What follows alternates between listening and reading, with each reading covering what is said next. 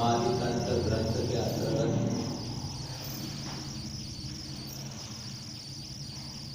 अपनी शुद्ध आत्मा का जो स्वरूप कैसा है उसके बारे में कुछ सब मिलकर के स्वाध्याय कर रहे हैं।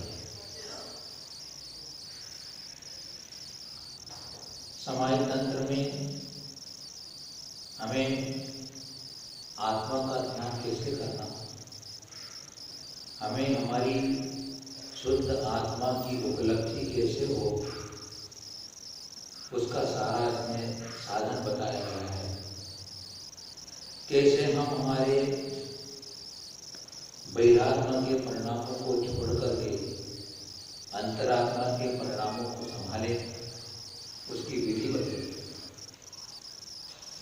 कल अपने 15 नंबर कारिका में यह समझा था कि संसार के दुख का कारण शरीर में आत्मबुद्धि है और उसको छोड़ करके, शरीर में आत्मबुद्धि को छोड़ करके इंद्रियों के बाह्य विषयों में व्यापार को रोक करके अंतरंग में प्रवेश करने का हमें मार्गदर्शन दिया। अगर अपने को अपनी आत्मा की पहचान करना है, अपने आत्मा का अनुभव करना है, तो सबसे पहले हमें इंद्रियों के विषयों से विरक्ति होना जरूरी होगी। इंद्रियों के विषयों में जो आसक्ति है, उस आसक्ति का हमें छोड़ना होगा। अनासक्त परिणाम जो हमारे इन विषयों के प्रति होंगे, तभी हम अपने सम्मुख हो सकेंगे, अपनी पहचान कर सकेंगे। अब उन सब में शक्ति विराजमान है। अपन पढ़ के आए थे कि अंतरात्मा की शक्ति अपने अंदर बहिरात्मा के अंदर होती है, जिसका दृष्टि में होती है कि वो अंतरात्मा और परमात्मा बन सकता है। तो उसकी विधि से अपन चलते हैं तो अपने को उपलब्धि हो जाएगी। तो आज हम आगे समझते हैं कि जब वो अंतरात्मा हो गया, अंतरंग में प्रवेश कर लिया इंद्रिय के व्यापार को रोक करके, तो वो विचार कर रहा है, अंतरात्मा विचार कर रहा है, अपने अनादि पूर्व पश्चाताप कर रहा है।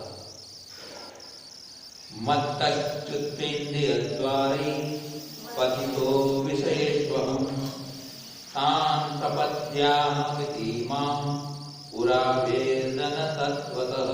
मत्तच्युतेन्द्रियद्वारै पतितो विषयेष्वहं तान् प्रपद्यामिति मां पुरा वेदन तत्त्वतः।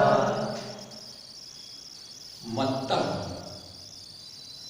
च्युत्वा, मत्तः है अपनी आत्मा के जो स्वरूप है उसको बोलते मत। अपनी आत्मा के स्वरूप से च्युत्वा, च्युत होकर, अहम अने मैं, इंद्रिय द्वारा, इंद्रियों के द्वारा या इंद्रियों से विषयेषु पतितः, विषयों में पंचेंद्रिय के विषयों में गिर गया। पतिता में गिर गया, गिर गया मतलब उसमें फंसा रहा, उसी में लीन रहा। अर्थात किस कारण से लीन रहा कि ये जो पंचेंद्रिय के विषय है ये मेरे उपकारी है, मेरे लिए सुखकारी है, मेरे लिए अच्छे हैं, ऐसा समझ करके उन इंद्रिय के विषयों में फंसा रहा है। ताना ने उन विषयों को प्रपद्य ने प्राप्त कर अहम इति, मैं आत्मा हूं इस प्रकार, या मैं शरीर नहीं हूं इस प्रकार, पुरा अने अनादि से अपूर्व में मां तत्वतः न वेद, मां माने मुझने, तत्वतः ने वास्तव में ऐसा अनुभव नहीं किया। अगर मुझे अनुभव हो जाता कि मैं आत्मा हूं, ऐसा अनुभव हो जाता तो मैं इंद्रिय के विषयों में पतित भी क्यों होता। मैं इंद्रियों को हितकारी उपकारी कैसे मानता, लेकिन मैंने पूर्व में अपने आप का अनुभव नहीं किया। अहम इति, मैं इस प्रकार में, मेरा आत्मा का स्वरूप इन इंद्रियों के विषयों से या इस शरीर से पृथक है। वो चैतन्य मूर्ति है, वह कैसा है, निराकुल स्वभाव वाला है। जबकि इंद्रियों के विषयों के सेवन करने से तो मुझे आज तक आकुलता ही मिली, आकुलित ही रहा, अतृप्त ही रहा, भ्रमित ही रहा, असंतोषी होता रहा। विचार करें अपन कि दुनिया में ऐसा कौन सा पदार्थ है जिसे मैंने स्पर्श नहीं किया है। दुनिया में या स्वर्ग में ऐसी कौन सी दीवानखना है जिसके साथ मैंने समागम नहीं किया है। विचार करना है। रसना इंद्रिय का ऐसा कौन सा स्वाद है जो मैंने नहीं चाखा है। गंध का ऐसा, नाक का ऐसा कौन सा विशेष सुगंध है जिसे नहीं सूंघा है। चक्षु इंद्रिय से कौन कौन से अच्छे अच्छे या खराब खराब कौन से दृश्य नहीं देखे मैंने। और कर्ण के द्वारा कैसे कैसे मैंने सुंदर सुंदर सभी प्रकार के शब्दों को सुना है। ऐसा कौन सा शब्द छोड़ दिया मेरे। अनादिकाल से भ्रमण करते हुए विचार करें, मैं जब स्वर्गों में अनेकों बार गया हूं, स्वर्गों में अनंतों बार गया हूं, तो स्वर्ग के अंदर ये सुख कभी है क्या?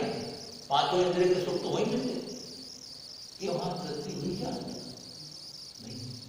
तो अपने आप को पश्चाताप कर रहा है कि मैंने पूर्व में जब अंतर में प्रवेश किया, इंद्रिय के विषयों से परामुख हुआ, उसका त्याग किया और अंतर की यात्रा करने पर उसे अपने अंदर का जो आनंद आया, अपने अंदर सुकून और शांति मिली, तो ऐसा अनुभव कर रहा है कि मैंने अनादिकाल में कभी मैं आत्मा हूं ऐसा अनुभव नहीं किया। ऐसा अंतरात्मा होने के बाद उसे ज्ञान होता है।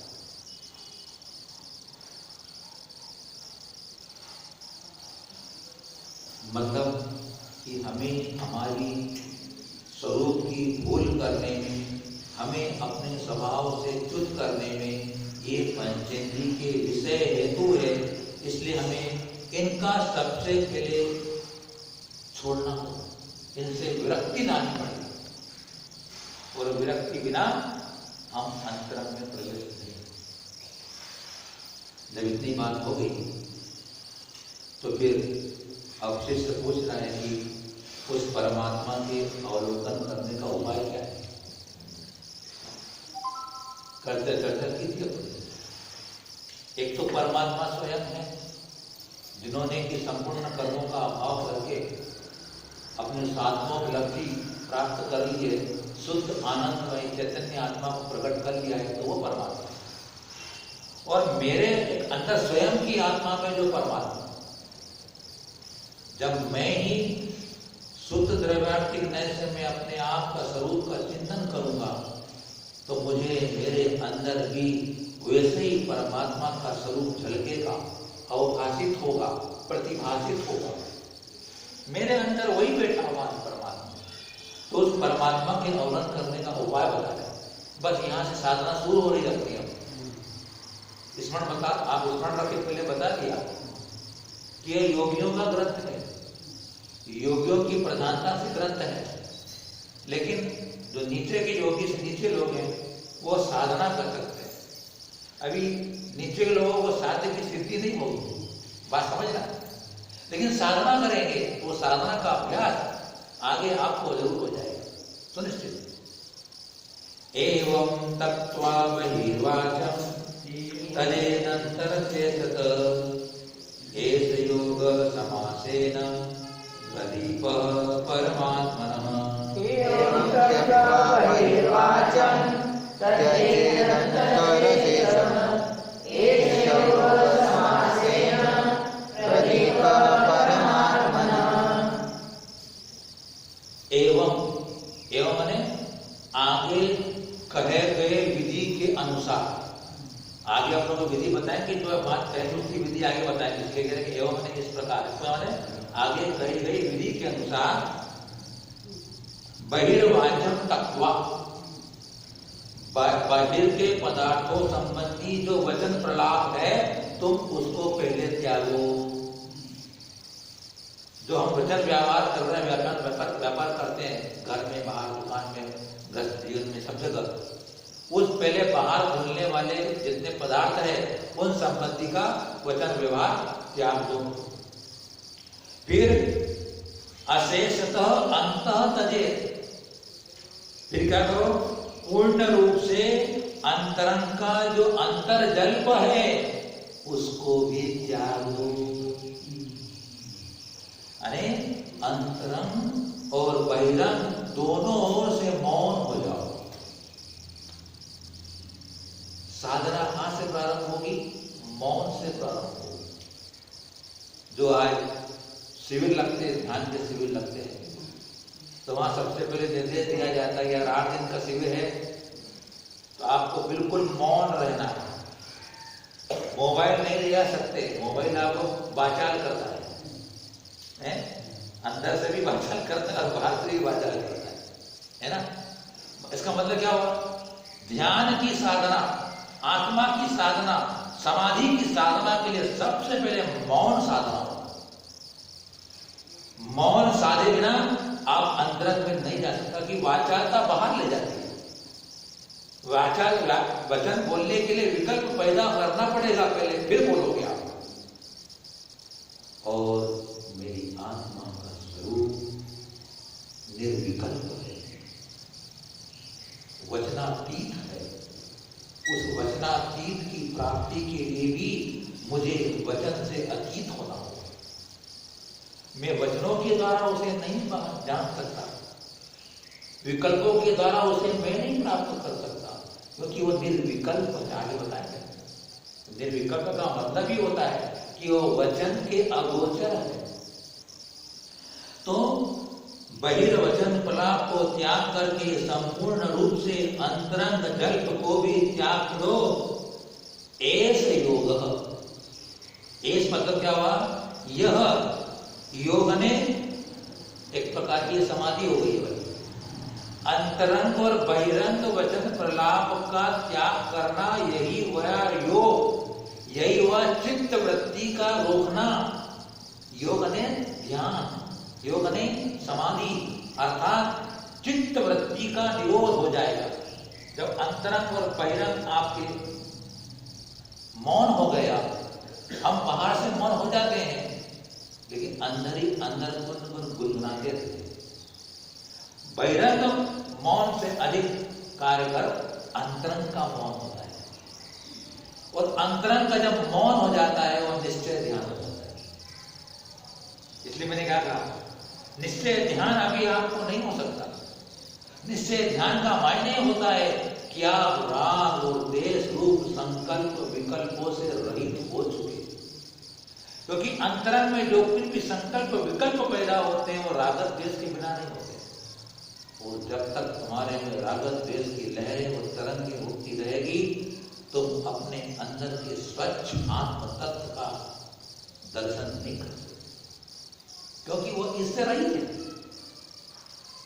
मेरा जो उपयोग अभी है वो अभी मलिन चल रहा है। उस मलिन की शुद्धि रागत देश को शांत करने से होगी। जब उपयोग की शुद्धि शांत शुद्ध हो जाएगी तो मेरा जो शुद्ध में मेरा उपयोग लग जाएगा। मेरा द्रव्य दृष्टि से आत्मा शुद्ध है, लेकिन जो मेरा उपयोग है वो पर्याय रूप है। उस पर्याय में शुद्धि हो जाएगी तो मेरा शुद्ध द्रव्य मुझे झलकने लगेगा। तो यह योग अनेय अंतरंग और बहिरंग वचनालाप का त्याग, यही हुआ इंद्रियों की विषयों में प्रवृत्ति को रोकने वाला योग। संक्षेप से परमात्मा प्रदीप, परमात्मा को प्रकाशित करने के लिए दीपक के समान। किसी चीज को देखना हो अंधेरे में जला करते हो, आप लाइट जलाते हो, दीपक जलाते हो। अगर तुम्हें अपने अंतरंग की उस अद्भुत अलौकिक वस्तु को देखना हो तो आप अंतरंग में जो दीपक जलाओ, जो कि मौन है अंदर और बाहर, तो दीपक जलेगा, अपने अंदर में वो यात्रा प्रारंभ हो जाएगी। देखो, जो विकल्पात्मक धर्म ध्यान होता है वह छठे छठे गुणस्थान तक होता है, चौथे गुणस्थान से छठे गुणस्थान। सिद्धांत की बात नहीं करें अपन, ये किन को हो गया भाई माया जी भी हम लोग पढ़ने से क्या लाभ? जब योगियों की बात करते हो हमारे सामने तो हम योगी तो है नहीं, कहाँ को बात करते हो? नहीं, आप लोग भी अभी कम से कम बाहर से मौन रह करके जितना कम बोलोगे दिन भर में। देखो मैंने कुछ बातें आपके लिए विचार करके रखी है कि अगर हमें साधना करना है, आत्म साधना करना है, तो कहते हैं आचार्य प्रभु शांतिलाल जी महाराज कहते थे कि मौन रखने से आधा संसार कट जाता है। आप मौन रखोगे मानो कि आपका आधा संसार, आपको मालूम है कि महाराज का अष्टमी का मौन है, आप मेरे से बातचीत करने नहीं आते। आपको मालूम कभी है कि महाराज अष्टमी जरूर से मौन रखते हैं, तो आप मुझे बोलते भी नहीं, बात भी नहीं कर सकते, तो अच्छा बीमारी कटी। और आप मैं बोलता हूं तो फिर बोलने में आएगा तो हो सकता है मेरे में अहंकार भाव भी आ सकता है, बताने बात करने में राग की परिणति हो सकती है, देश की परिणति हो सकती है, छल कपट हो सकता है, छदमस्त है ना? मौन है, आधी दुनिया दूर हो गई। इसलिए तो वनों में जाकर समझ रहे जाते थे कि समाज आएगी नहीं, दर्शन करने सावक आएंगे, शांति से मौन तो फिर मौन और एकांत आत्मा के साथी है। मौन और एकांत आत्मा के साथी है, बाकी सब हाथी है। ये साथी है। मराठी में मैंने कहावत दीवार में पढ़ी लिखी थी, लिख ली मैंने, जो कमी बोलतो तो जास्त विचार करो और जो जास्त बोलतो तो कभी विचार करो। बताओ, जितना हम बोलते हैं विचार शक्ति कम होती है, जितना मौन होते हैं उतने अपने अंदर विचारों की धारा पहुंच जाती है। एक चुप 100 को हरा देता, एक चुप 100 को हरा देता है। और आप एक बात कहोगे तो उसके उत्तर में 4 बात कहनी पड़ेगी आपको। एक मौन 100 को हरा देता है। बोलना चांदी है तो खामोशी सोना है, बोलना चांदी है तो खामोशी सोना है। सोना अब थोड़े शरीर की संरचना पे ध्यान देते हैं, शरीर की बनावट पे ध्यान देते हैं। 2 आंख दिए भगवान ने, 2 कान दिए, 2 नाक दी, दांत भी 32 दिए, किडनी भी 2 दी अपने को, आते भी 2 दी अपने को, नहीं क्या? जवान कितनी दी आपको? मतलब क्या हो? सुनो ज्यादा, देखो ज्यादा, बोलो कम। बोलना कम। और मजे की बात है कि इसको 2 काम दे दिए, रचना इंद्री को 2 काम दे दिए, तेरे को चखना भी और बोलना भी है।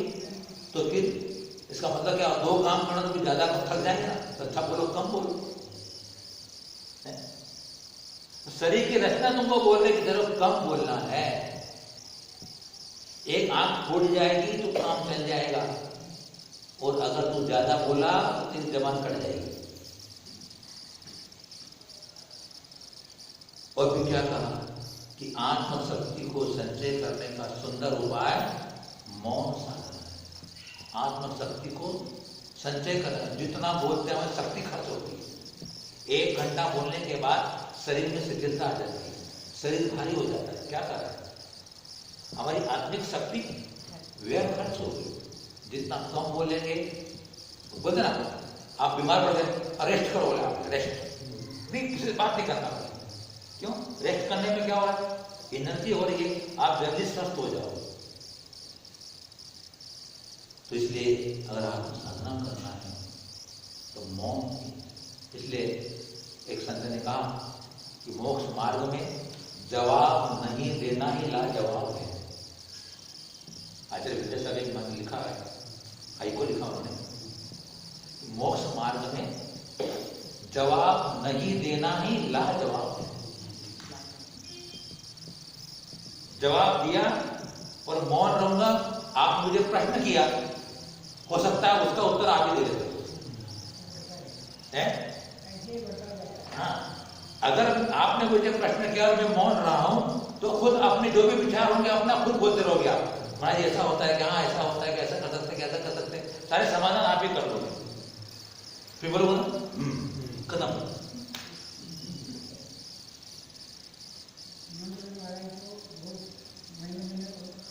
मौन रख देते बिल्कुल। जब भी उनकी इतनी बड़ी साधना से आज उनकी कितनी एक इतना बड़ा काम कर रहे हैं, साधना है वो वाली थोड़ा। चलिए अब अपन चलते हैं कि अब प्रश्न उठा कि मैं अंतरंग और बहिरंग जल्प का त्याग कैसे करूंगा। तो अंतरंग बहिरंग वासना लाभ को निरोध करने का उपाय बताते हैं। यन्मया दृश्यते रूपम तन्न जानामि सर्वथा, जानन्न दृश्यते रूपम तत्र केन प्रविम्यहम्। यन्मया दृश्यते रूपं तन्न जानाति सर्वथा, जानन्न दृश्यते रूपं तत्र केन प्रविम्यहम्। यत् रूपम मया दृश्यते, यत् माने जो, रूपम माने जो इंद्रियों के द्वारा जो रूपाने इंद्रियों के द्वारा देखा जाता है। दृश्यते रूपम दृश्यते मया, मेरे द्वारा, जो मेरे द्वारा इंद्रियों के द्वारा जो दृश्य देखा जाता है, जो इंद्रिय के द्वारा पदार्थ देखे जाते हैं, तब माने वह या वे सर्वथा न जानाति, वे बिल्कुल ही नहीं जानते। अनेक मेरे रूप मतलब मेरे इंद्रियों के द्वारा जो कुछ भी जाना वो कुछ भी नहीं जानते हैं। जैसे कि मैंने माइक को देखा, तो माइक को देखा तो ये माइक को जानता है क्या? नहीं जानता है ना। मैं आपके शरीर को देख रहा हूं, मैं पुस्तक को देख रहा हूं, आप मैं को कोई भी व्यक्ति हो, तो मेरे द्वारा इंद्रियों के द्वारा, मेरे द्वारा इंद्रियों से जो कुछ भी देखा जा रहा है वह कुछ भी नहीं जानता, बिल्कुल नहीं जानता। और फिर जानन रूपम न दृश्यते, और जो जानने वाला जो मेरा आत्मा का स्वरूप है वह न दृश्यते, वो दिखाई नहीं देता है। मेरे इस देह रूपी देवालय में रहने वाली मेरी स्वयं की जो भगवान आत्मा, जो कैसी जाननहार है, मेरे इंद्रियों के द्वारा जान लिया, लेकिन आपको क्या दिखाई दे रही है? मेरी आत्मा आपको दिखाई नहीं दे रही, आपकी आत्मा मुझे नहीं दिखाई दे रही, लेकिन मेरे इंद्रियों के द्वारा दिखाई दे रहा है वो बिल्कुल जानता ही नहीं। जो जानता है वो दिखाई नहीं देता, जो दिखाई देता है वो जानता नहीं है। तो कितनी बढ़िया बात कही, ततः अहम केन प्रविमि। इसलिए मैं अब किससे बात करूं, किसको बोलूं? मौन रहने के साथ ना बाहर आपको रोने देना ना, तब आपको बोलने का मन में विकल्प आया तो यह एक परमार्थ की बात विचार कर ले हम कि मैं इस पर बातचीत करूंगा, भले अच्छी करूंगा, धर्म की करूंगा, खराब करूंगा, किसी भी बात करूंगा, तो मुझे तो दिखाई दे रहा है वो तो शरीर है, क्योंकि अंतरात्मा का चिंतन चल रहा है ना। तो अंतरात्मा को तो मालूम हो गया कि शरीर क्या है और आत्मा क्या है।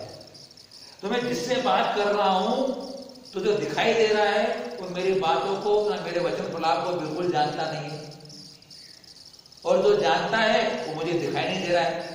तो फिर तो पागल जैसी बात होगी, पागल होगा ना। अकेला कमरे में बैठा रहता है, बातचीत करता रहती वालों से, तो अपनी वैसी स्थिति है कि जो जान नहीं रहे उससे बातचीत कर रहे, तो तुम फायदा क्या होगा? तो ऐसा विचार करके हम मौन हो जाएंगे। मैं जिससे बोलूंगा तो जानता ही नहीं, जो जानता वो दिखाई नहीं देता, किससे बात करूंगा? बातचीत का हो गया, सामने के व्यक्ति से तो बातचीत करते हैं, और बिना सामने बातचीत करे तो पागल। तो कितनी बढ़िया बात कही कि जो मेरे द्वारा देखा जाता है वो बिल्कुल नहीं जानता है, और जो जानने वाला है उसका जो रूप है वो दिखाई नहीं देता है, इसलिए मैं किससे बोलूं? इसलिए वार्तालाप करना व्यर्थ है। अगर कोई अपने मन में आएगा ना बार बार बातचीत करने का, तो ऐसा जो विचार करेंगे तो अपना मन फिर संयमित होनेगा। फिर क्यों बात करना, साधना है। जब ऐसा विचार कर लिया तब अंतरंग के तो पहले वचन प्रलाप को त्याग करने की विधि बताई कि आप क्या सोचोगे कि मैं अगर बात कर रहा हूं तो जो भी मुझे दिखाई दे रहा है वो कुछ जानता नहीं, तो उससे बातचीत करो। ऐसा विचार कर लोगे तो मौन रहो। अब अंतरंग में जो संकल्प विकल्प चलते हैं उनको कैसे रोकना? यत् परे प्रतिपाद्यो हम यत् परान प्रतिपादये उन्मत्तते चित्तं तन्मे यदहं निर्विकल्पकः। यत् परे प्रतिपाद्योऽहं यत् परान् प्रतिपादये उन्मत्तते चित्तं तन्मे यदहं निर्विकल्पकः। यत् अने जो, अहम अने मैं, जो मैं परे अने दूसरों अने आचार्य उपाध्याय आदि पर परे दूसरों के द्वारा प्रतिपाद्य अर्थात प्रतिपादन किया जाता हूं। या आम ने मैं से आत्मा, जो मैं अन्य गुरु उपाध्याय आदि के द्वारा जो प्रतिपादन करने योग्य, प्रतिपादन है ना, यद परे प्रतिपाद्य, प्रतिपादन कथन करने योग्य, समझाने योग्य उसे होते प्रतिपाद्य। तो जो मैं परे है दूसरों के द्वारा, मैं जो मैं दूसरों के द्वारा प्रतिपादन समझाने योग्य हूं, और यह और जो परान दूसरों को अहम अने मैं प्रतिपादये समझाता हूं, तब अने वह मैं अने मेरी उन्मत्त चेष्टितम, वह तो उन्मत्त अने पागल पद की तरह चेष्टा है। क्यों? यथा नहीं, क्योंकि अहम निर्विकल्पकः, क्योंकि मैं तो निर्विकल्प हूं। क्या अर्थ हुआ इसका? इसका अर्थ यह हुआ कि मेरे अंदर, अब मैं जो यहां बैठा हूं और जो आपसे चर्चा कर रहा हूं, तो सबसे पहले मेरे अंतरंग मन के अंदर वो विकल्प होता है बोलने का कि इस शब्द का मुझे उच्चारण करना है, इस शब्द का मुझे उच्चारण करना है। तो पहले मेरे मन में वो पहले भाव आता है, फिर वचनों पे जरा बाहर आता है। अब आपको मैं आत्मा का अनुभव, आत्मा के स्वरूप की चर्चा कर रहा हूं, तो कह रहे हैं कि अगर मैं को, अब मुझे मौन होना अंदर से, तो मैं क्या विचार करूंगा कि जो मैं गुरु आदि के द्वारा समझाने योग्य हूं, माने मेरी आत्मा, या मैं किसी दूसरों को समझाता हूं, तो मेरी पागलपन की चेष्टा है। क्योंकि मैं तो कैसा हूं? निर्विकल्प, मतलब अनुभव में आने योग्य हूं, कथन के योग्य नहीं हूं। जो आत्मा है, जो आत्मा नाम का पदार्थ है, ये जो कुछ भी चर्चा करोगे, जो कुछ बात करते हो, तो बोले कि वह सब पागलपन की चेष्टा है। ऐसा विचार करके अपने अंतरंग में भी मौन हो जाए, क्योंकि मैं किसी को समझाने योग्य नहीं हूं, न कोई मुझे समझाने वाला है। मैं किसी को समझा नहीं सकता हूं आत्मा का स्वरूप, और न कोई मुझे मेरा आत्मा का स्वरूप समझा सकता है। ऐसा समझ करके वो अंतरात्मा अब बाहर से मौन, अंदर से मौन। मतलब क्या हुआ कि निर्विकल्प का मतलब क्या है कि वचन विकल्पों के द्वारा अग्राह्य हूं। वचन उद्गल है, वचन क्या है? उद्गल है, मूर्तिक है। मूर्तिक और उद्गल के द्वारा चैतन्य अमूर्तिक ग्रहण कैसे हो सकता है? विचार कर। मैं भले आपको या आप जो भी संसार में आचार्य उपाध्याय होते हैं वो भी समझाते हैं, तो सिर्फ एक व्यवहार मात्र से कर रहे हैं कि इनका परोपकार हो जाए, कर्तव्य बुद्धि नहीं। बात समझ आए? क्योंकि मेरे में ताकत आपके अंदर है ही नहीं कि आप शुद्ध आत्मा का स्वरूप मेरे द्वारा अनुभव कर लो। एक उपकार बुद्धि से मैं यहाँ अपनी बात कहता हूं, इसलिए मेरे लिए वो हानिकारक नहीं है। अगर मैं आपको अनुभव करा दूंगा आत्मा का मेरे द्वारा, ऐसा जो मेरे अंदर भाव आ जाता है तो मेरे लिए अहितकारक होता है। क्योंकि किसी को भी आत्मा का स्वरूप का अनुभव कराना किसी दूसरे के योग्य ही नहीं। तो अब मेरे अंदर बात फिर हो गई कि मैं किसी को न समझा सकता हूं, न कोई मुझे समझा सकता है, इसलिए मुझे किसी को समझाने का विचार ही क्यों करना पड़ेगा, या मुझे कोई समझाने की बात क्यों करे मेरे को? मैं स्वयं क्यों नहीं मेरा अनुभव करूं?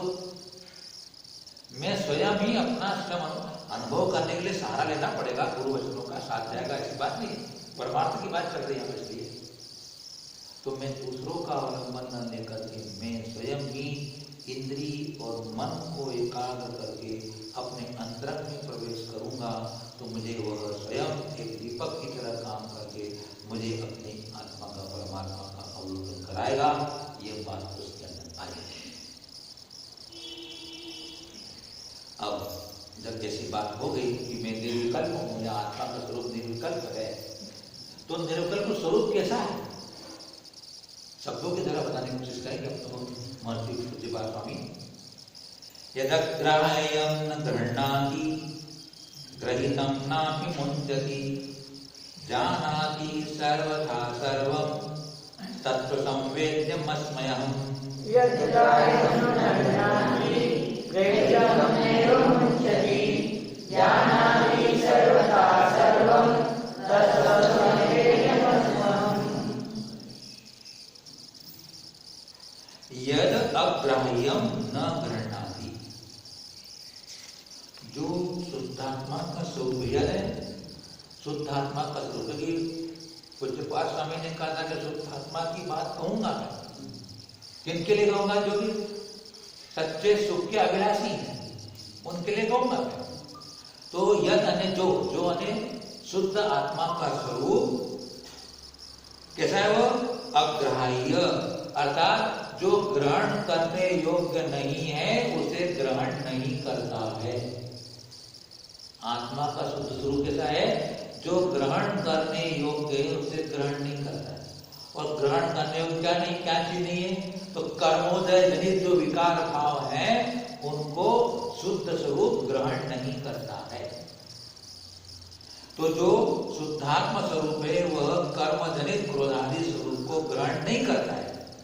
और ग्रहीतम न भी मुंचति, और जो आत्म स्वरूप को जो स्वीकार किया गया है, जो कि अनंत ज्ञानादि रूप है, वह उसको कभी नहीं छोड़ता है।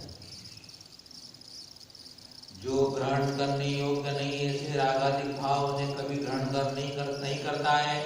और जो आत्मा का अनंत शुद्धात्म स्वरूप है उसको कभी त्रिकाल में छोड़ता नहीं है। क्या करता है वो? सर्वथा सर्वं जानाति, सर्वथा ने सब प्रकार से, सर्व मने सभी को, सभी मतलब चेतन अचेतन वस्तुओं को जानता है। और कैसा है? ससंवेद्य, स्वयं के द्वारा जानने योग्य है। मूल बात पकड़ के चलना। ससंवेद शब्द को बहुत बार अच्छी तरह समझ लो। ससंवेदन कहो, ससंवेद्य कहो, स्वयं के द्वारा स्वयं को स्वयं में स्वयं अनुभव करना,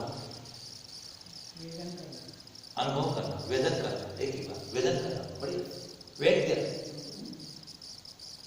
स्वयं हम स्वयं के अनुभव करने योग्य है। इसका मतलब क्या होगा? पराश्रय छोड़ना पड़ेगा। जब तक पराश्रय है तब तक हमें अपने आप को उपलब्ध नहीं होंगे। स्व आश्रित होना पड़ेगा, काय से, वाणी से, मन से, इन सब से पृथक होकर के एक अपने मन को अपनी आत्मा में विलीन करना पड़ेगा। आगे बताएंगे। जब मन अपनी आत्मा में विलीन हो जाएगा तो मन भी चला गया, अब आत्मा ही तो रहेगी। और मन क्या है? मन अपना उपयोग। मन क्या चीज है? क्योंकि मन जो संकल्प विकल्प करता है वो वस्तु तत्व मन नहीं। क्या करना है यहाँ इस अध्यात्म में? संकल्प विकल्प से रहित जब मन हो जाता है तो वो आत्मा में विलीन हो जाता है। अब मन चला गया, मन गया, वाणी से मौन हो चुके हैं, काय को छोड़ ही दिए, जो पुद्गल का संबंध था वो हट गया, एक अपन अकेले ही तो रह गए, अकेले रह गए, अकेले में रमण हो रहा है, वो रमण हो रहा अपने में तो कोई बाधा ही नहीं। आओ उतरू रमलू निज में, निज की विविधा ही क्या है, चर्चा की थी मैंने आपको। अगर इंद्रियों के विषयों का सेवन करना होगा तो कितना हमारे पराधीन होना पड़ता है, सारे साधन जुटाने पड़ते हैं, धन इकट्ठा जुटाना पड़ता है, सारी चीज व्यवस्थित करनी पड़ती है, फिर हाथ में लेकर के मुंह में डालना पड़ता है, तब जाकर के किसी मिष्ठान का स्वाद आता है। लेकिन मुझे मेरे अंतरंग के अंदर यात्रा करना हो, मन के शांत मन वचन काय को दूर करके अपने में जाना हो, तो मुझे किसी का अवलंबन लेना नहीं पड़ता है। एक मेरी आत्मिक शक्ति स्वयं की ऐसी है कि मैं इन सबको छोड़कर स्वयं अपने अंतरंग में जा सकता। आंख बंद करोगे अंदर, बाहर से आंख बंद करो तो अंदर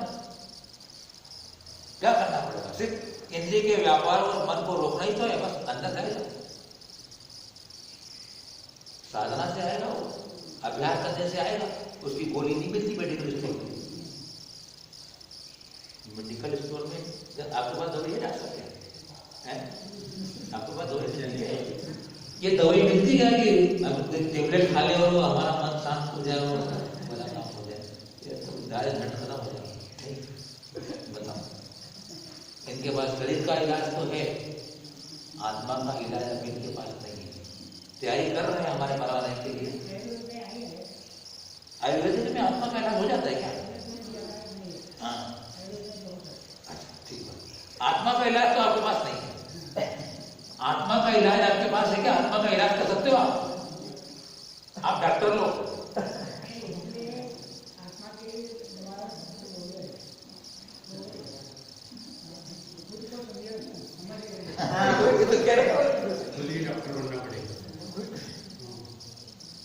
अभी एक हम गए थे तो झारखंड में, तो अरहंत हॉस्पिटल लिखा हुआ था, क्या लिखा था? तो हॉस्पिटल देखा, अरहंत हॉस्पिटल है, अरहंत हॉस्पिटल तो ये है,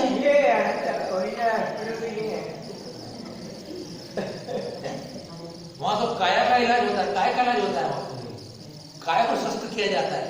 तो काय का स्वस्थ करना कब तक? एक दिन स्वस्थ हो जाएगा, बाद में फिर वापस इलाज, वापस बीमारी हो जाती है। लेकिन यहाँ हमारा हॉस्पिटल है, यहाँ पर आत्मा का इलाज होता है। यहाँ आत्मा स्वस्थ होती है, तंदुरुस्त होती है, मस्त होती है, चुस्त होती है। इनकी मूर्ति को मंदिर में आकर के अपने मन के ऊपर एक हृदय कमल पर उसको विराजमान कर लो। उस हृदय कमल पर इस शांत प्रशांत वीतराग भई निश्चल निर्विकार निर्विभूर निर्विकल्प ऐसे आत्मा की मूर्ति को अपने अंदर निहारोगे, अगर एक क्षण के लिए भी निहारते हो, अगर सही काम हो, मन लग गया तो ऐसा लगे काम हो गया था। यहाँ आनंद अनुभूति होती है। तो ये वस्तु तो हर हॉस्पिटल है, यहाँ लिखना नहीं वहां। तो किसानों में सबके स्व के द्वारा जानने, इस बात को आप नोट करें बार बार। हम पराश्रय बन करके, पराधीन बन कर किताबों को पढ़ पढ़ के और भोजन सुन के और ये कर करके वो साधन है। ये सब करते हुए मैं निर्विकल्प कब होऊंगा, और कब घड़ी आएगी मेरे रात देश की परिणति शांत हो जाएगी, लक्ष्य बन जाए, मैं निर्विकल्प स्वभाव वाला निर्विकल्प कब होऊंगा, कैसे होऊंगा? ऐसे साधन वो वितरागता को, लक्ष्य मेरा वितरागता है। सारा जितना मेरा विवाह क्रियाक्रम चल रहा है, लक्ष्य एक ही, मुझे वितरागता से, वितरागता से हमें परम शांति मिलने वाली है। कहीं भी चले जाओ, संसार किसी कोने में चले जाओ, अगर आपके पास वितरागता का एक गुण अगर आपने ग्रहण कर लिया है, तो दुनिया की कोई ताकत तुम्हें हैरान और परेशान नहीं कर सकती। और हम उस पर लक्ष्य नहीं दे पा रहे। वितराग धर्म है, पूजा क्यों कर रहे हैं? राग की परिणति कम करने के लिए। घर छोड़ के क्यों आए? राग की परिणति कम करने के लिए आए। घर जाके राग ज्यादा कर लोगे तो क्या होगा? घर जाके फिर राग ज्यादा कर लिया, घर जाके वापस द्वेष का भाव कर लिया, फिर क्या होगा? पोता तो बोलेगा कि मेरी दादी तो मंदिर में गई धर्म करने के लिए, घर में आए तो झगड़ा करती होगी।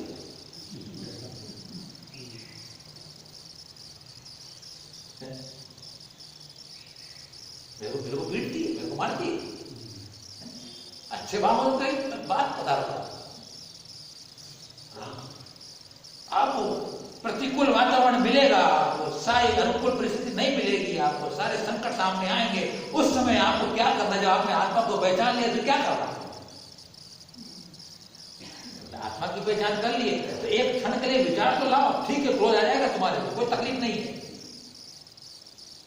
जितनी कसाई बेटी वो काम करेगी, लेकिन यह मेरा स्वरूप नहीं है। अमृतचंद आचार्य ने कहा आत्म स्वभावों पर भाव भिन्न,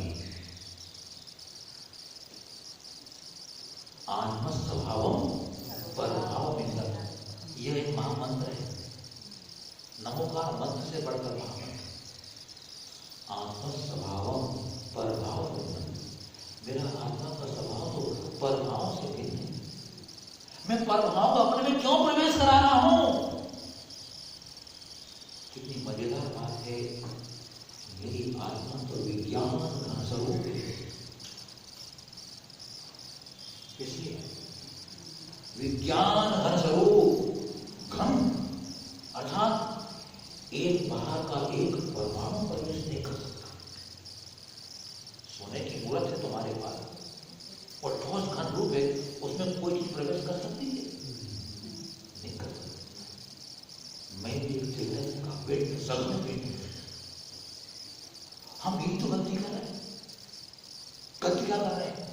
मेरे में परमाणु मात्र प्रवेश करने की जगह नहीं और सारे संसार में प्रवेश कर रहा हूं मैं। सारे संसार में प्रवेश करा रहा हूं। दुखी तो होगा कि नहीं होगा? जब जाएगा ये दुख होगा। वो जा ही नहीं रहा है, क्या करे? जाएगा कैसे? नहीं जा सकता। हम जबरदस्ती कर रहे हैं और जबरदस्ती में तो दुख होता ही है। जब मैं विज्ञान धन, मेरा बेटा कैसा, मेरा धन कैसा, मेरी पत्नी कैसी, जब जगह ही अंदर ना मेरा कैसा, मेरा तो पूरा भरा भरा है। एक कोई गिलास पानी का दूध का भरा हुआ हो, उसमें कभी और दूध डालोगे तो क्या होगा? तो बाहर ही जाएगा, तो अंदर जाएगा कि जगह ही नहीं इसका जाएगा। हम यही गलती करते हैं। जो अंदर नहीं जा सकता उसे घुसाने की कोशिश कर रहे हैं, और जो अंदर है उसे हम जान नहीं रहे। श्रद्धा बन जाए, विश्वास बन जाए, भावना बन जाए, भावना भाते रहे, भावना भाते रहे। भावना ग्रंथ है, फिर आपको बता दूंगा भावना ग्रंथ है। आप ग्रस्त भावना कर सकते हो, भले ही आपको परमात्मा के दर्शन न होंगे, शुद्ध आत्मा के दर्शन न होंगे, लेकिन भावना भाते भाते भाते भाते इतनी कसाय मत हो जाएगी, इतनी कसाय मत हो जाएगी। कसाय का नाम क्या? कसायों को मन और शांत करने का एक ही सहारा है कि मैं निष्कसाय स्वभाव वाला हूं, आत्म स्वभाव पर भाव भिन्न। बहुत बात करना आपको अभी विषय बढ़ता जाएगा। तो आगे अब अंतरात्मा अनादिकालीन चौकी भूल है, उस पर विचार कर रहा है।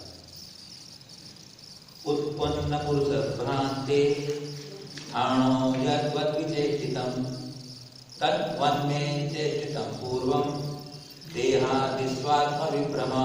उत्पन्न पुरुष भ्रांते स्थाणो यद्वत् विचेष्टितं तद्वन्मे चेष्टितं पूर्वं देहादिस्वात्म विभ्रमा।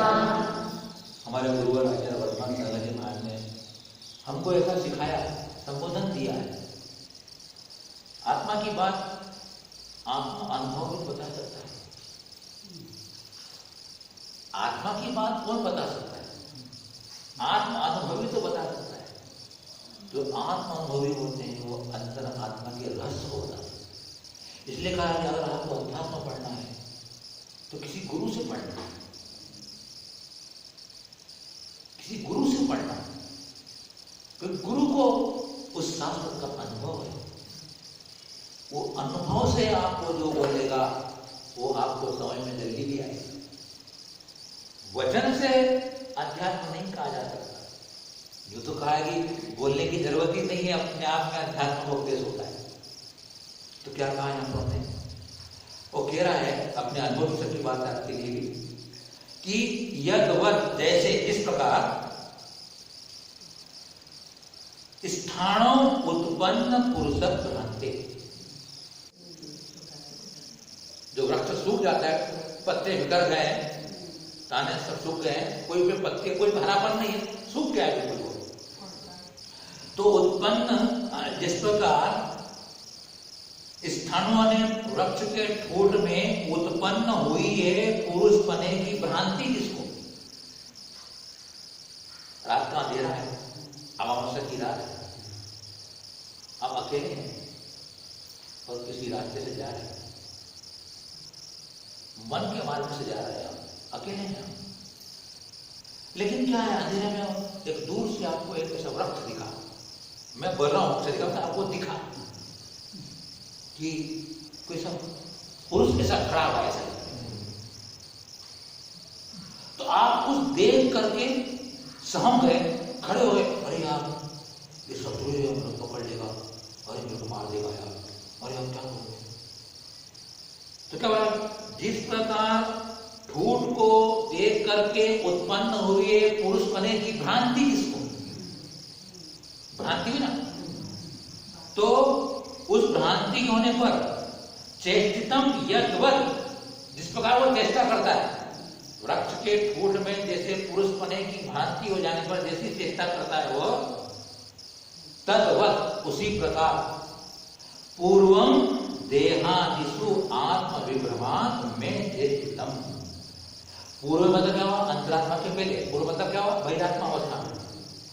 बहिरात्मा अवस्था में देहादिषु आत्म विभ्रमात्, देह आदि में आत्मपने के विभ्रम से मेरी चेष्टा ऐसी होती थी, मैं भी ऐसी चेष्टा करता था। अने जो उपकारी नहीं थे उन्हें उपकारी मानता था, जो अनात्मी थे उन्हें आत्मी मानता था। उसने वो अचेतन को चेतन मान लिया, नहीं मान लिया? जो कितना बड़ा प्रभाव पड़ता है आप देखते होंगे कि जहां खेत वाले जो होते हैं ना, जो ज्वार होते हैं या फिर कोई सब्जी वगैरह ऐसे होते हैं, जहाँ पे वो पक्षी खाने आते हैं, तो एक ऐसे एक मिट्टी का एक घड़ा लेते हैं, तो उसमें लकड़ी में डाल करके उसको कपड़ा पहना देते हैं, शर्ट वगैरह कपड़ा पहना देते हैं, है ना? उसको हमारा कार भगोड़ा बोलते हैं, है ना? तो कभी हम कई बार हम तो दूर से कोई आदमी खेत में खड़ा हुआ, एक बार का भ्रम हो जाएगा ना, मजा आ, फिर अपना थोड़ा दोबारा ध्यान तो है। तो कभी कभी हम अकेले और कभी होता है कौन खड़ा वहां पे, सब खबर। तो जिस प्रकार का भ्रम हो जाता है, वैसी मैंने भी उस शरीर आदि में आत्म बुद्धि के वसात ऐसा भ्रम किया कि ये सब मेरे हैं और मैं इनका हूं और ये मैं हूं। ये सब मैं चेष्टा करता। अब जो तुम्हारा प्रिय हो गया, अच्छा बच्चा, जिसने तुम्हारे से गलत व्यवहार कर दिया, घर में मुनि तो मुनि हुई, अरे जन्म लेते से मर जाता तो अच्छा होता बोले। तो कैसी कल्पना हुई भ्रम से? उस शरीर में या उसके शरीर की चेष्टाओं को देखकर आत्मा की परिणति मान करके वो उसके प्रति कितने प्रकार के भाव कर रहा है, ये मेरा उपकारी, ये मेरा अनुपकारी, ये मेरा नहीं, पराया है। लेकिन सब स्वतंत्र आत्माएं होती है, तो अपनी भूल को स्वीकार कर रहा है कि मैं जब बहिरात्मा था तो ऐसी चेष्टा कर रहा था। अब अगली कारिका में देखो कितना अच्छा बात किया, बात समझ में तो आ रही ना? आत्मा की बात है, आत्मा दिखती नहीं है लेकिन समझना पड़ती है। इसलिए सूर्यदेव कहा था आपने, आत्मा की बात नहीं करना है, आत्मा से बात करना है। आत्मा की बात नहीं करना है, आत्मा से बात करना है, खुद से रूबरू होना है। खुद से मुलाकात कर रहा है, खुद का साक्षात्कार कर रहा है, वो कब होगा? एकांत में जाओ, मौन में जाओ, परिवार का बोझ बढ़कर के आओ हमारे पास मंदिर जाओ।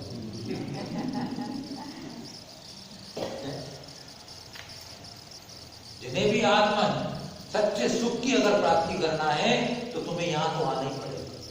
घर से कभी सुख होने वाला नहीं, घर तो मार्केट।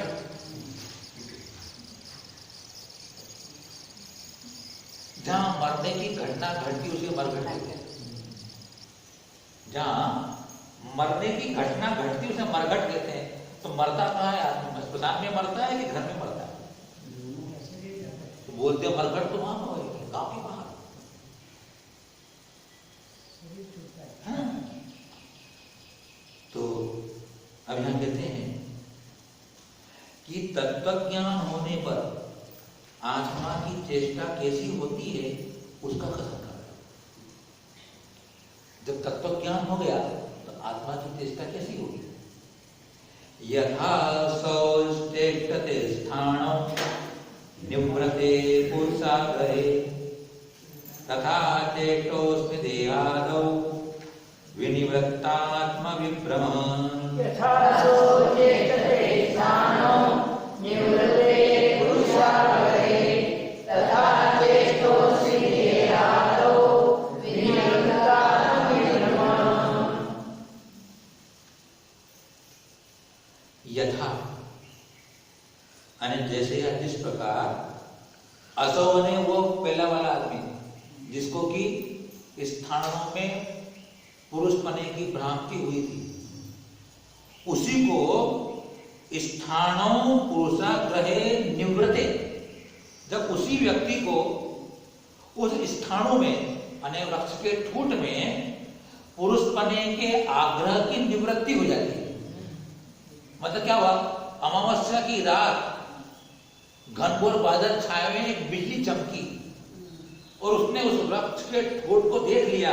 अरे ये तो वृक्ष का ठूंठ है यार, आदमी कहाँ है, कहाँ में पागल बन गया। निर्भीक हो जाता है, चलो कुछ नहीं होने वाला, आगे बढ़ जाता है।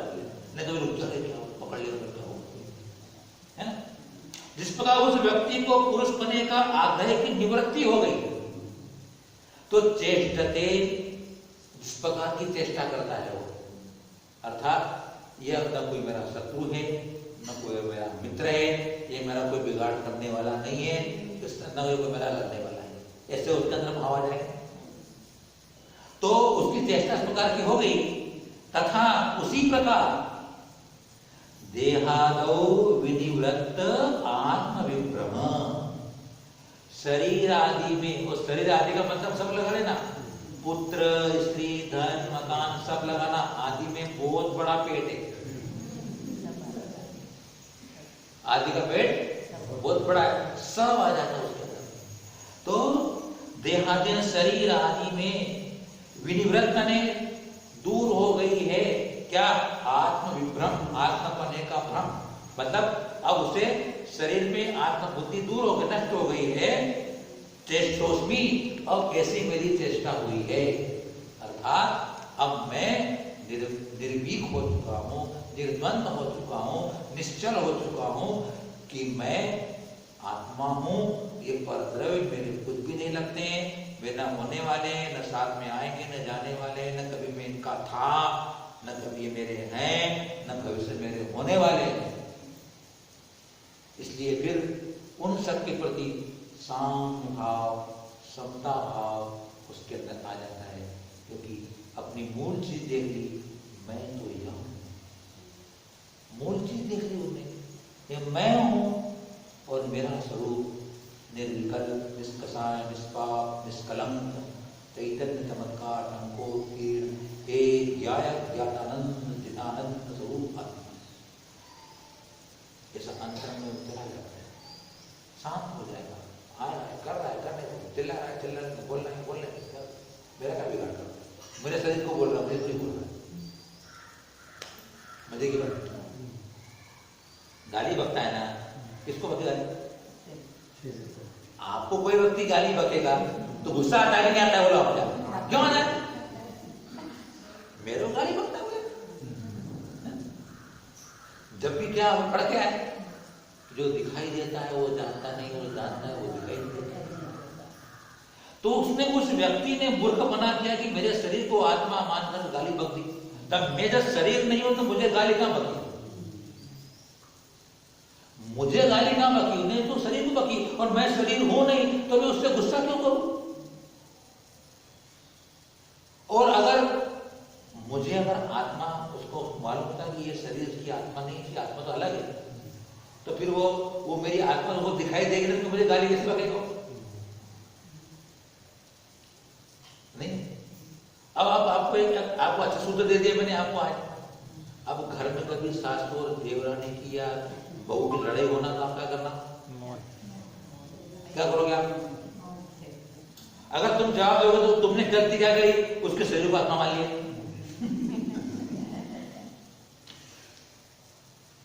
देखो ये साधना है, एक दिन में कभी भी पूर्ति होने वाली नहीं है, लेकिन बार बार अभ्यास होगा, आपको सुनिश्चित वो आपके अंदर दृढ़ता बनाएगी आपको। मैंने कहा भावना ग्रंथ है, भावना एक दिन भावों का नाश कर देती है। तो अब बताओ कसाय शांत होगी ना आपकी? कसाय शांत होगी? कोई पत्नी अपने पति को बोले कि मेरे लिए बाजार जा रहे हो, फेयर एंड लवली लेके आना, ऑफिस से लौट के आओ, क्या लेकर? क्या बोल रहा? जोर से बोलो कि लगाते नहीं क्या? लगाते नहीं आप, फेयर एंड लवली लेके आते। और बेचारा ऑफिस में दिन रात परेशान हुआ था, शाम को लौटने लगा, भूल गया बेचारा। घर में आया पति देव, पत्नी ने पूछा पहले गेट में आने क्या हुआ? फेयर एंड लवली का है, फेयर एंड लवली का वह भूल गया। अब वो पत्नी उसमें नाराज हो गई। इसलिए एक चिंतक ने कहा गूंगे बन जाओ। क्या कहा उन्होंने? गूंगे बन जाओ। बोलेगी, चिल्लाएगी, गाली बक लेगी, बदतमीज बोल देगी, तो नहीं तुम कहां से चले जाओगे? चले जाओ। बोल दोगे तो फंस जाओ, इसलिए कहा बोले की फंसे। क्यों नहीं? बोले कि फंसे। आप गूंगे बन जाओगे। कोई पत्नी रात को तुम्हारे साथ क्या बात होती, तुम बोली क्या बात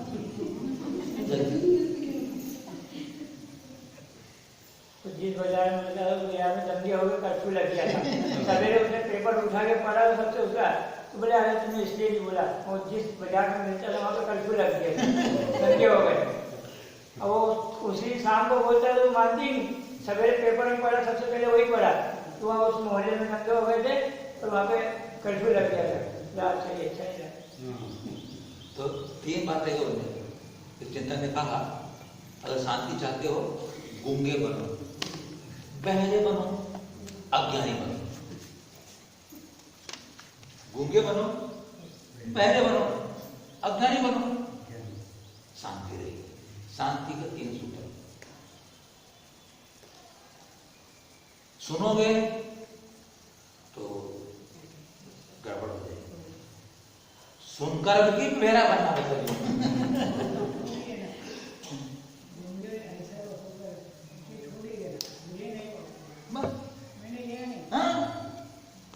हम पकड़ते हैं, बाहर भी पकड़ते हैं, गाली पकड़ते हैं।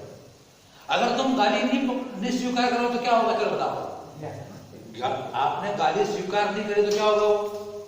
वापस उसके पास चले जाएगी, तो संभाल कर। गेंद अपन दीवार पे फेंकते हैं, अगर दीवार पकड़ ले तो गेंद वापस नहीं आएगी, और गेंद दीवार पकड़ती क्या तो क्या होता है? व्यक्ति पर ले अपने पास। तो ये सब साधना है, प्रैक्टिकल है, करते करते करते करते अच्छा हो जाता है। अब हम देते हैं कि अंतरात्मा को अपने विषय में कैसे विचार होते बता रहे हैं। देखो अंतरात्मा होने के बाद ये साधना चल रही है, आप सब ध्यान रखना। सबसे किताब है वो पढ़ते रहना, याद करते रहना, नहीं तो यूट्यूब पे दे दिया वो सुनना दोबारा होगा, है ना। क्योंकि ये चीज एक दिन में नहीं आती, एक बार में नहीं आती, अध्यात्म है। और अध्यात्म में बार बार बोलना पड़ता है, ये ध्यान रखो आप। अध्यात्म में उस बात को बार बार रिपीट करना पड़ता है, पिष्ट प्रशंसा से। अध्यात्म में पिष्ट पेषण, पिसे हुए को पीसना, इसको बोलते हैं पिष्ट पेषण से। बार बार भावना ज्ञान है ना, बार बार करना। सिद्धांत में बोलते हैं कि पुनरुक्त दोष, अगर दोबारा रिपीट करो तो दोष हो गया वो। सिद्धांत में दोबारा बोलने में दोष है, अध्यात्म में दोबारा बोलने में दोष नहीं है। और जब तक आपको बार बार नहीं बोलेंगे तब तक अंदर धारणा नहीं बनती है, संस्कार नहीं बनते, याद ही नहीं रहता आपको। ये जितनी सुनोगे उतना फायदा होगा।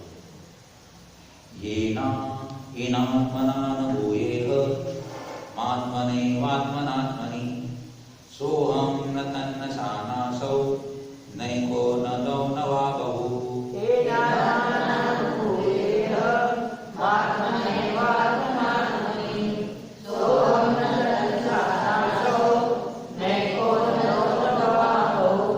किसी देखो, जब एक बार अपना आत्मा का अनुभव हो जाता है, सम्यक दर्शन हो जाता है, अंतरात्मा हो जाता है, कैसे विचारों में कैसा एक विस्फोट हो जाता है। क्या बोलते देखो आप कि येन आत्मना, ये ने जिस आत्मा ने चैतन्य स्वरूप यानी स्व के द्वारा,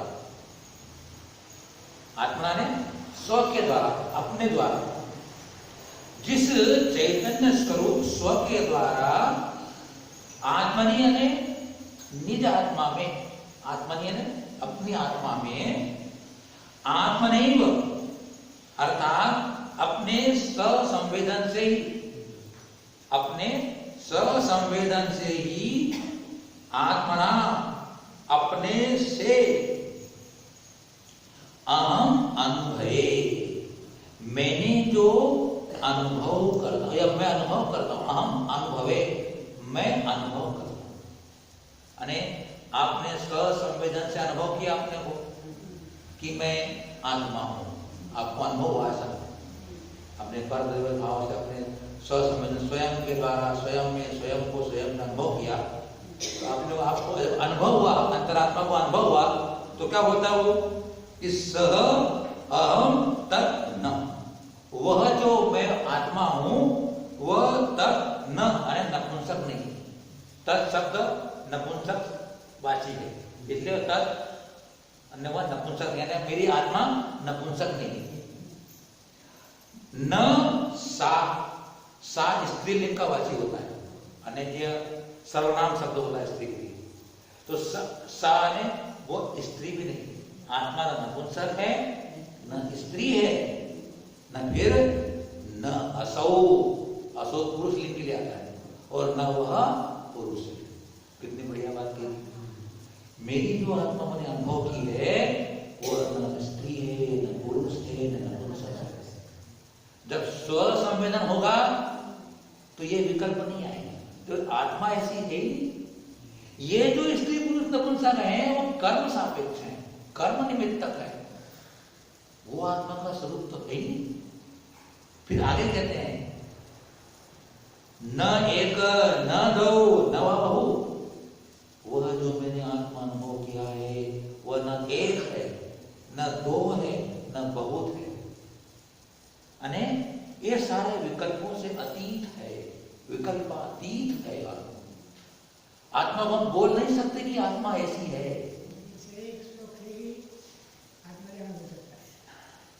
एक श्लोक सबसे महत्वपूर्ण श्लोक है, महत्वपूर्ण श्लोक है, क्योंकि हमारे को संस्कार आदि काल के अपन ने अपने को मनुष्य माना, स्त्री में चले गए, वो स्त्री हूं, अरे महाराज अपनी स्त्री अबला है, क्या करें बोले, है ना।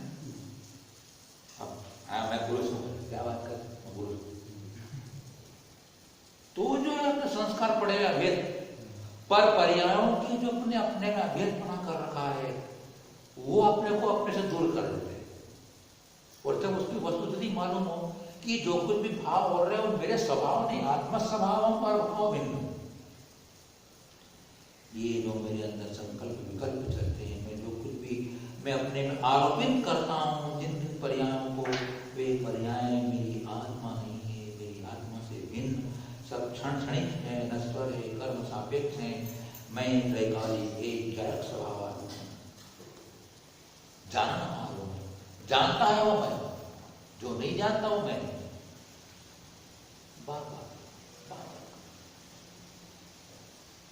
इस प्रकार इसमें क्या हुआ कि जिस चैतन्यमय स्वरूप आत्मा से अपने आत्म स्वरूप को अपने में संवेदन किया, वह चैतन्य में जो आत्म ज्योति का स्वरूप है वह स्वयं के द्वारा स्वयं में अनुभव करता है।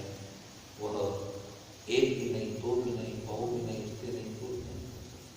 मतलब क्या हुआ, अपने को 5-7 मिनट के लिए आंख बंद करके इस प्रकार का अपने को पर्यावरण से भिन्न विचार करना चाहिए।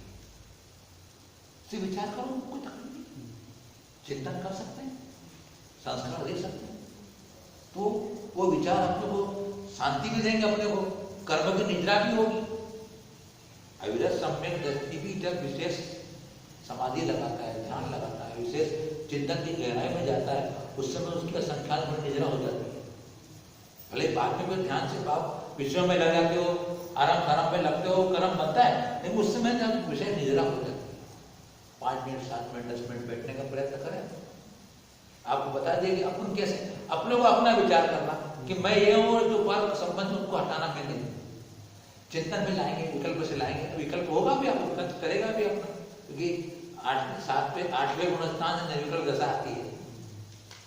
तो अभी अपन सविकल्प चिंतन करें।